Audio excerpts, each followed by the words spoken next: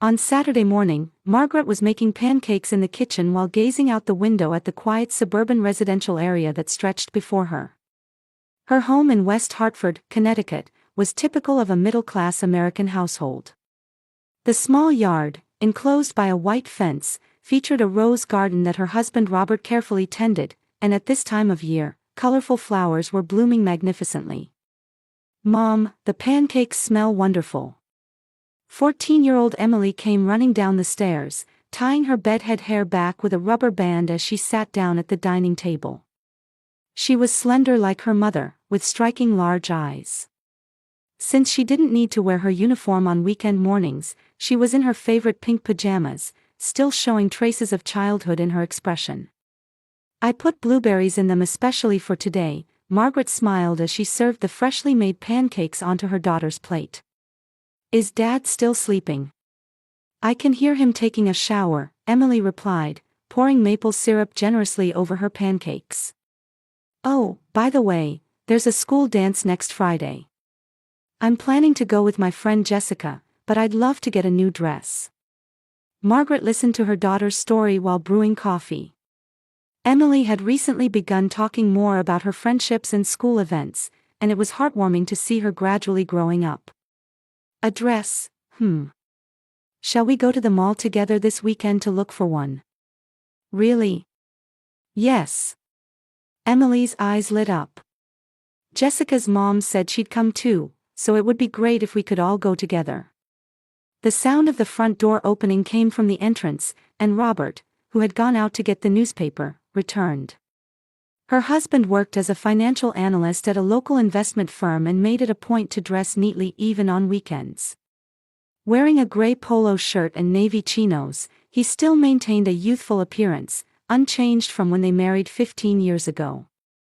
"Good morning, beautiful ladies," Robert gave his wife a light kiss on the cheek and gently patted his daughter's head. "It's a beautiful day today.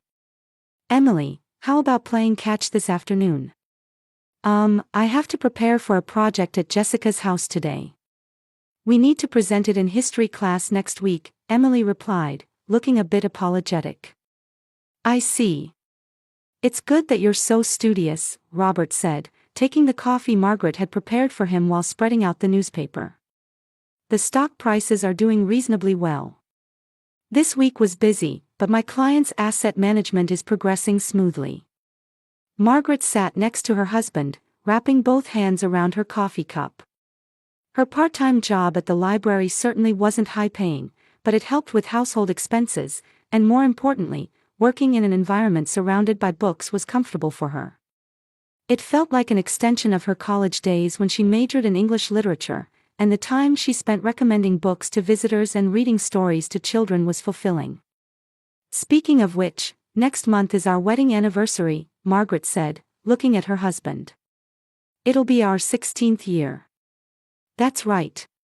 Time flies." Robert looked up from his newspaper and smiled at his wife. "How about we have dinner somewhere special this year? I haven't been able to spend much time with you lately because I've been so busy." When Emily finished her pancakes, the three naturally began talking about their respective plans for the day. Emily had a study session at her friend's house, Robert had a golf appointment in the afternoon, and Margaret planned to tend the garden and prepare dinner. It was an ordinary weekend scene. After the morning passed and Emily left for her friend's house and Robert headed out for golf, Margaret sat in the living room looking through family albums. Wedding photos, pictures from when Emily was born, memories from annual vacations. Every photo showed a happy family. She picked up one photograph she particularly liked. It was a family photo taken on the beach at Cape Cod last summer. All three of them were tanned and had relaxed expressions. Remembering that moment, she recalled how Robert had made jokes that made everyone laugh. Margaret put the photo back in the album and looked out the window. She could see the Johnsons from next door tending their flowers. "Can you imagine making $10,000 a month just from YouTube, all from home? That's exactly what I did with Reddit Stories. No face, no voice. Check the link in the description if you're curious." In the garden. They had been married for over 20 years but were still affectionate, and she occasionally saw them walking together. Margaret hoped she and Robert would become a couple like that. When the family gathered in the evening, Margaret had prepared homemade meatloaf. Emily reported that the study session with her friends had been fun, and Robert happily talked about getting a good golf score for the first time in a while. During dinner, the three discussed plans for the coming week and how to spend the weekend. "I have a PTA meeting on Thursday next week," Margaret told Robert. "I also want to consult with the teacher about Emily's grades. I'll try to adjust my schedule so I can come home early," Robert replied. "I'm sorry I haven't been able to spend time with the family lately because the project has been so busy." That night, Margaret lay in bed next to her husband, reflecting on the peaceful day. It wasn't glamorous, but there was stable happiness there.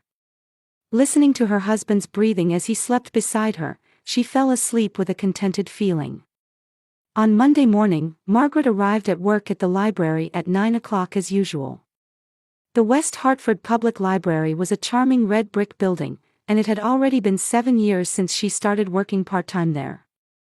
The job as a librarian wasn't high-paying, but the quiet environment surrounded by books suited her personality. "Good morning, Margaret," her colleague Dorothy waved from the reception counter. "How was your weekend?" "It was peaceful. I got to spend time relaxing with my family," Margaret smiled as she began organizing returned books. "How about you, Dorothy? Did you get to see your grandchild?" "Yes, he's so adorable I can hardly stand it. But taking care of him all day is exhausting," Dorothy laughed. At 62, she was a good workplace confidant for Margaret. The morning was relatively quiet, and Margaret handled organizing new acquisitions and assisting library users. During lunch break, she ate a sandwich at a nearby cafe as usual while reading a novel she had brought. Recently, she had been reading contemporary literature, particularly drawn to works themed around family. In the afternoon, children who had finished school came to the library. Margaret was in charge of children's story time twice a week, and today was one of those days. She read stories to 6 children gathered in the picture book corner with a gentle voice. Once upon a time, there was a small house deep in the forest. Watching the children's bright eyes, Margaret remembered when her daughter Emily was small. Emily too had been captivated by stories in the same way and looked forward to having books read to her every night before bed. Now she was 14 and read difficult books on her own, but sometimes still showed traces of her younger self. When story time ended, one little girl approached Margaret. "Will you come again next week?" "Of course. What kind of book would be good for next week?" "I want a princess story," the girl replied with shining eyes. Margaret nodded with a smile. Interacting with children was one of the most fulfilling parts of her job. In the evening, before leaving the library, Margaret borrowed several books for herself. A cookbook and a recently popular psychology book. It was a book about family relationships, and she wanted to learn about marital communication and child rearing. When she got home, Emily was sitting at the dining table doing homework. She was seriously working on math problems, pencil in hand, calculating with intense concentration. "Welcome home, Mom. How was the library today?" "It was enjoyable. The children were very pleased with story time," Margaret replied as she put on her apron. "How's your homework coming along?" "Yes, I'm almost finished with math. But I still have a history report left," Emily replied, looking a bit tired. "Next year I'll be in high school, so it'll probably get even harder." Margaret sat next to her daughter. "That's right. But you'll be fine. You always study so diligently." "Mom, I'm thinking about going to college after graduating high school," Emily said, looking at her mother. "But I still can't decide what I want to study." "You still have time. You can think about it slowly," Margaret gently took her daughter's hand. "Dad and I will support you no matter what you choose." Emily showed a relieved expression. "Thank you, Mom. By the way, when is Dad coming home?" Margaret looked at the clock. It was already past 7 in the evening. Robert should normally be home around 6:30. He's late. He must be busy with work. Just then, the sound of the front door opening came. Robert had come home. However, he seemed more tired than usual, and his greeting was brief. "I'm home. It was a long day today." "Welcome home," Margaret greeted her husband. "I'll prepare dinner. Is there anything you'd like to eat?" "Anything is fine." "I'm going to take a shower," Robert said as he went upstairs. Margaret felt something was off. Usually Robert would call out to Emily or talk about the day's events, but today he was quite cold. However, she reconsidered, thinking he was probably just tired from work. During dinner, the three sat around the table, but there was little conversation. Robert checked his cell phone repeatedly and occasionally replied to messages. "Dad, is there some problem at work?" Emily asked worriedly. "No, it's nothing serious. A new project has started and I'm just a bit busy," Robert replied vaguely. After the meal, Robert shut himself in his study to continue working. Margaret was cleaning up in the kitchen while thinking about how her husband's behavior had been strange lately. He had been coming home late more often than before, and even on weekends he frequently checked his cell phone. That night, lying in bed, Margaret spoke to her husband. "Robert, you seem tired lately. Are you all right?" "Yes, I'm fine. I have to work out a complex investment strategy for a new client," Robert replied with his back turned. "Please don't overdo it. If you get sick, it defeats the purpose." "I know. Thank you." However, Robert's voice lacked its usual warmth. Margaret wanted to say something, but since her husband seemed to already be trying to sleep, she said nothing. The next day, Margaret had lunch at the library with her colleague Dorothy and consulted her about her husband. "Robert's been acting a little strange lately. He says work is busy, but he seems different from before."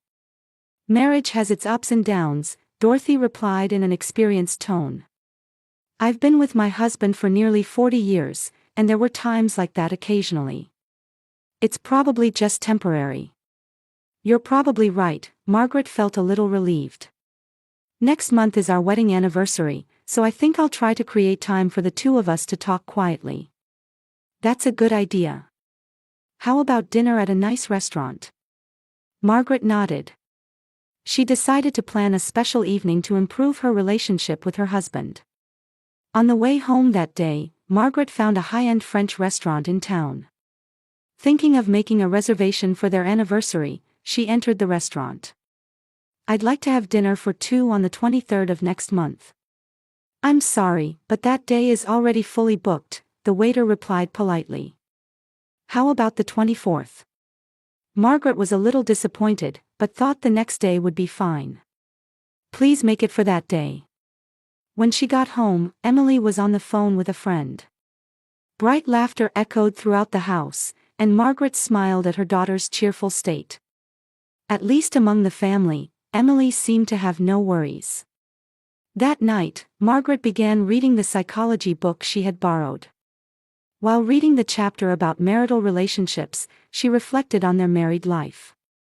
16 years was a long time, and various things had happened during that period. However, she basically thought it had been a happy marriage. Her husband's recent changes were probably due to work stress. If they had a quiet dinner conversation on their anniversary, they should be able to return to their former relationship. On Thursday afternoon at 3 o'clock, Margaret was organizing returned books at the library reception counter. It was a peaceful afternoon, and the library was enveloped in silence. Several elderly people were reading newspapers, and a student-like young person was working at a computer. It was the usual tranquil scene. The telephone rang at that moment. "West Hartford Public Library," Margaret answered, picking up the receiver. "Excuse me. This is Jennifer, a nurse at St. Francis Hospital. Are you a family member of Robert Hamilton?" Margaret was confused for a moment. She was surprised that her husband's name came up, but the fact that it was a call from a hospital made her anxious. "Yes, I'm his wife, Margaret." Has something happened to my husband? No, not your husband. Your son was in a traffic accident and is currently receiving treatment here. Could you please come immediately? Margaret's mind went blank. Son.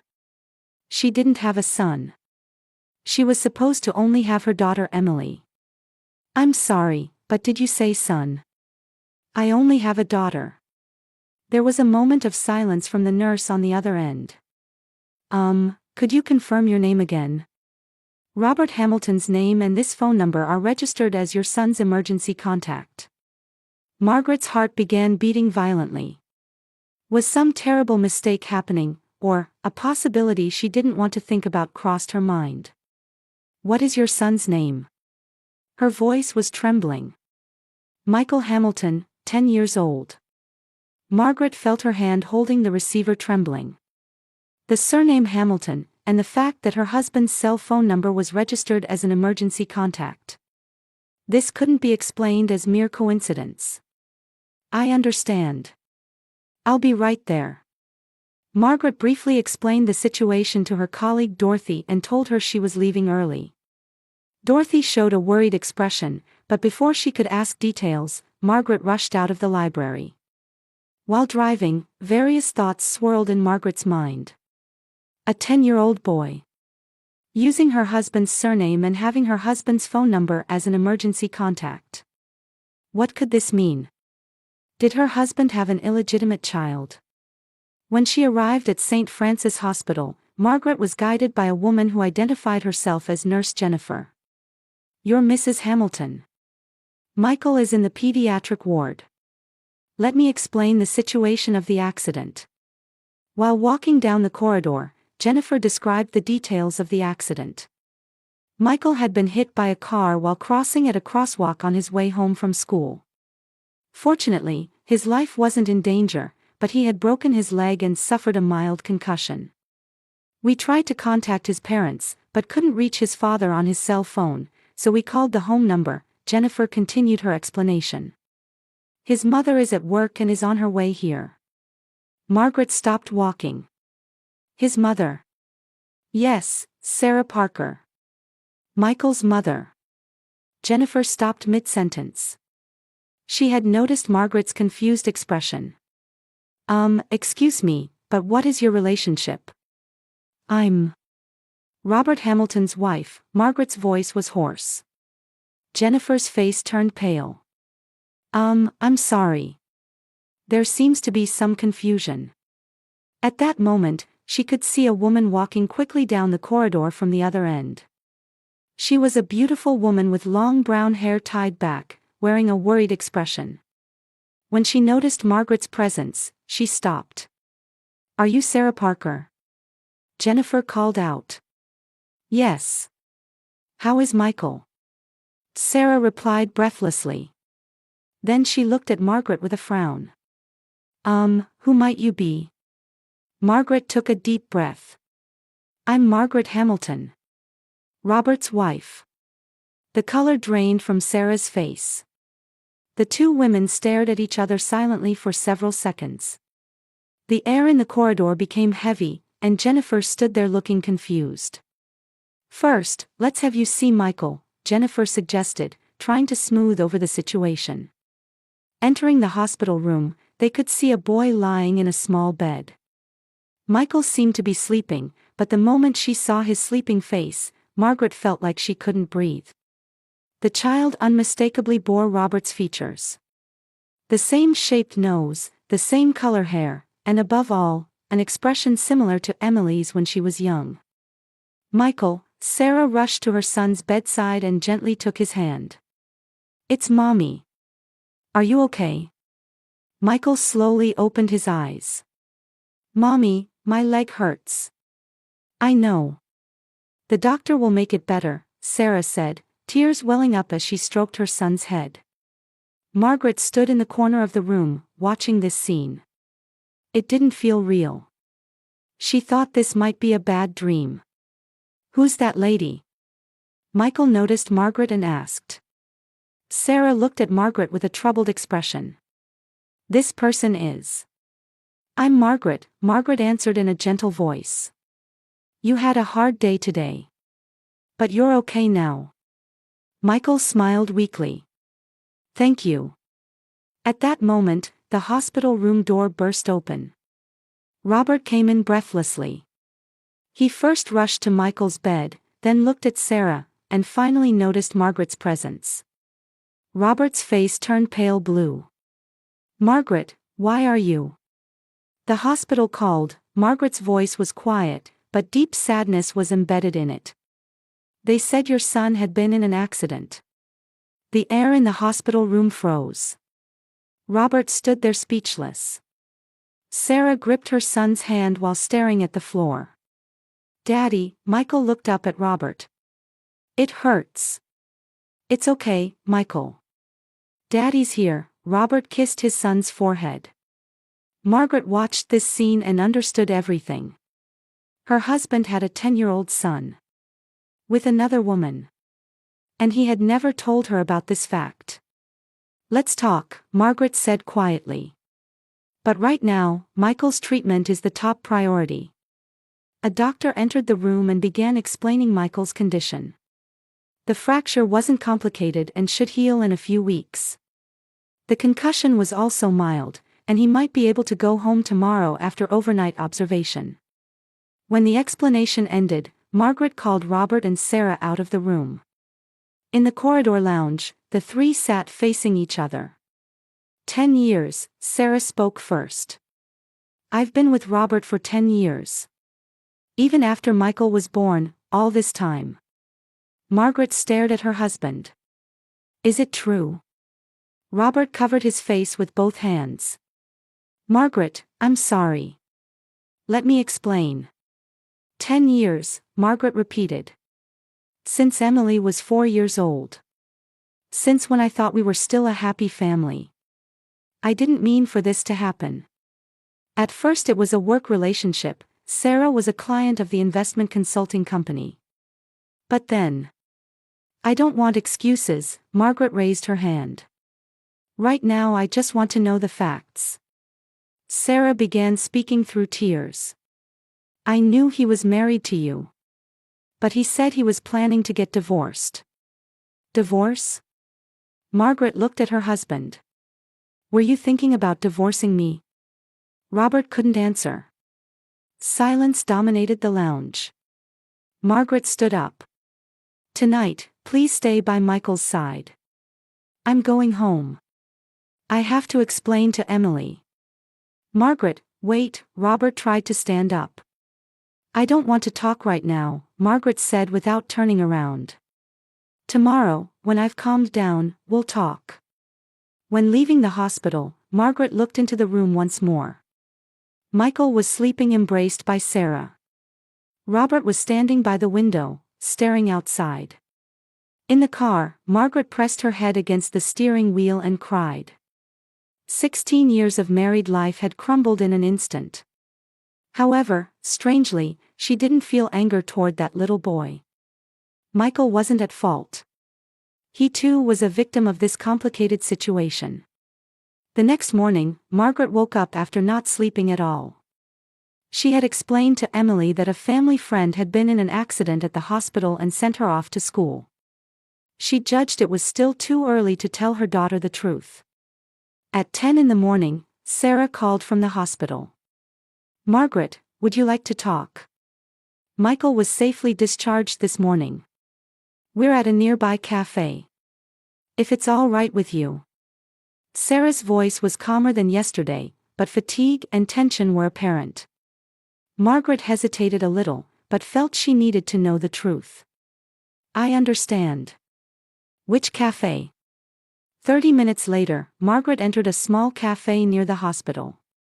Sarah was sitting at a window seat, with Michael next to her, his cast-covered leg resting on a chair. The boy looked more energetic than yesterday and was drawing with colored pencils. Good morning, Margaret greeted quietly. Margaret, thank you for yesterday. Sarah tried to stand up, but Margaret gestured for her to remain seated. Please stay seated. Michael, how are you feeling? Lady, my leg hurts but I'm okay, Michael showed a friendly smile. Look, I drew a picture of Daddy's company. Margaret looked at the picture the boy had drawn. A tall building and the words, Daddy's work, written in childish letters. That's very good, Margaret smiled gently. You know a lot about Daddy's work. Yes. Sometimes Daddy takes me to his company. But he says it's a secret. Sarah looked at her son with panic. Michael, could you play outside for a bit? In the park in front of the cafe. My leg hurts. It's okay. Just for a little while. Michael obeyed his mother's words and went outside with his crutches. From the cafe window, they could see the boy sitting on a park bench. Let's talk, Sarah took a deep breath and began. First, I want to apologize. I never intended to hurt you. How long have you known about my existence?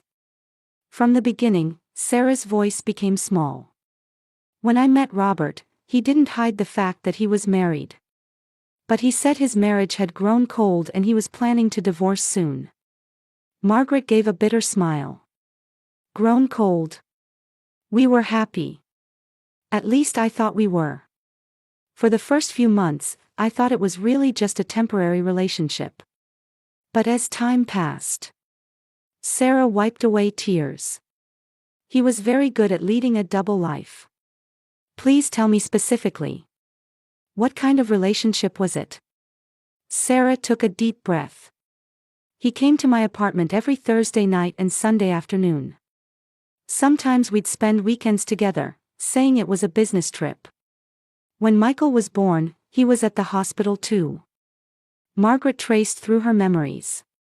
Thursday night overtime, Sunday golf, monthly business trips. Everything fit together. Michael knows he's his father. Yes. But he doesn't understand the complicated circumstances. He just has a vague sense that Daddy has another family too. Margaret looked at Michael outside the window. His innocent attempt to feed pigeons reminded her of Emily when she was young. Have you ever pressured him to divorce? Many times, pain seeped into Sarah's voice. Especially after Michael was born. But he always said, wait a little longer, or, I'm waiting for the right time. Last spring, I finally brought up breaking up. And then, he cried and apologized. He promised he would really get divorced this time and wanted to be with us officially. And he said he would tell you everything soon. Margaret felt bitter. Last spring was when Robert had been particularly kind. On their anniversary he had given her an expensive necklace and had even planned a family trip. Financial support. $3,000 a month, Sarah answered honestly. Plus Michael's medical expenses and educational costs. I work too, but on a nurse's salary alone. $3,000 a month. Margaret thought about the household finances. She had indeed felt that the amount Robert contributed to household expenses had become less than before recently. He had explained that his investments weren't doing well, but in reality he had been supporting another family. Does Michael know anything about me? Just your name. He knows Daddy has a wife named Margaret. But I haven't told him the details. At that moment, Michael returned to the cafe. Mommy, the pigeons ate the bread. That's wonderful, Sarah patted her son's head. Lady, Michael turned toward Margaret. What are the people in Daddy's other family like? Sarah tried to stop her son in panic, but Margaret answered calmly. There's a girl named Emily. She's a bit older than you and a very kind child. I have a big sister. I'd like to meet her. Michael, Sarah warned in a troubled voice. Maybe you can meet her someday, Margaret smiled at the boy. That afternoon, Margaret went home alone and waited for Robert to return. Emily was planning to stay overnight at a friend's house, so they could talk quietly together. At 7 in the evening, Robert came home with heavy footsteps. His face was exhausted, and he looked like he had aged 10 years overnight. Welcome home, Margaret greeted him calmly. Margaret. Robert stood frozen in front of his wife. Let's sit down. We have a lot to talk about. Sitting facing each other in the living room, Robert began speaking as if he had given up. I met Sarah 10 years ago. Her father was my client, and she came for investment consultation. At first it really was just a work relationship. How did that change? She had been hurt by her fiancé's betrayal at the time. While I was giving her advice, Robert was at a loss for words. It's nothing but an excuse, but I was feeling that my relationship with you had become routine. Routine? Margaret's voice rose. We told each other, I love you, every day. That's true. But I wanted stimulation. Something fresh. So you continued a double life for 10 years. Robert hung his head. When Michael was born, I was really in trouble. I couldn't abandon him. But I couldn't imagine losing you and Emily either. So you chose both. It was cowardly. I didn't want to hurt either of you, but I ended up hurting everyone. Margaret stood up. Tomorrow, I'll tell Emily everything. She has the right to know. Margaret, please. Let's start over. I'll break up with Sarah. I'll continue paying child support for Michael, but you and our family are most important. Now. Margaret turned around. How can I trust someone who lied for 10 years? Robert couldn't say anything. Heavy silence flowed between them. Please sleep in another room tonight, Margaret said quietly. Tomorrow, I'll consult with a lawyer. Going upstairs, Margaret felt strange. Rather than anger, she felt something like liberation. 3 months later, Margaret was brewing coffee in the kitchen of her new apartment. The divorce proceedings had gone more smoothly than expected, and a new life with Emily had begun. Her daughter had initially been confused and showed anger toward her father, but gradually came to accept the situation. Mom, what time is Michael coming? Emily called from the living room. Around 2 o'clock. Sarah will come with him. This strange relationship had begun a month ago. When Michael was slightly injured again, Sarah had contacted her. Her son kept saying he wanted to see Aunt Margaret. The first meeting had been tense, but Michael's pure smile and Emily's kindness had eased the complicated situation. Emily not only accepted the existence of her half-brother but also showed the caring nature expected of an older sister. Oh, they're here, Emily said, looking out the window. The doorbell rang, and when Margaret opened the door, Michael stood there happily with his crutches. Aunt Margaret. Hello, Michael. How is your leg? It's much better. The doctor says I can get rid of the crutches next week. Sarah also greeted them modestly. Thank you for having us. We always appreciate this. You're welcome. Emily was looking forward to it too. In the living room, Emily was helping Michael with his math homework. Their relationship was natural, like blood siblings. Emily, big sister, I don't understand this. You do it like this, and then like this. Do you understand? Margaret and Sarah were having a quiet conversation in the kitchen. Emily is really kind, Sarah said with gratitude. Michael talks about big sister Emily all the time at home. You've done well raising Michael by yourself, Margaret said sincerely. He's grown into a fine child. Thank you, tears welled up in Sarah's eyes. Actually, I've decided something. I'm going to completely settle my relationship with Robert. Margaret was surprised. About child support. That too. I've decided to stop relying on him. I can raise Michael by myself. I found a better job using my nursing qualifications. That must be difficult. But I want to live by my own strength. Watching you gave me courage. Margaret smiled. She herself had changed her library job to full-time and achieved financial independence. At that moment, laughter could be heard from the living room. Emily and Michael seemed to be enjoying a board game. We're like real siblings, Michael said innocently. Yes, we are. But we might be more special than real siblings, Emily answered. We chose to become family. Hearing those words, Margaret and Sarah looked at each other. In the evening, when Sarah and Michael were leaving, Michael handed Margaret a letter. I wrote this. Please read it. The letter was written in childish handwriting, to Aunt Margaret. Thank you for always being kind to me. You and big sister Emily are my precious family. Thank you, Michael. We think of you as precious too. That night, Emily and Margaret sat on the sofa together, drinking tea. Mom, our family has become bigger than ever before, Emily said quietly. That's right. The form has changed, but the love might have become bigger. I can't forgive Dad, but Michael isn't at fault. I'm proud that you think that way. Margaret looked out the window. She could see the beautiful sunset. It was a situation she couldn't have imagined 3 months ago, but strangely she felt peaceful. Family isn't determined only by blood relations. As long as there are hearts that care for and support each other, any form can become family, Margaret was convinced.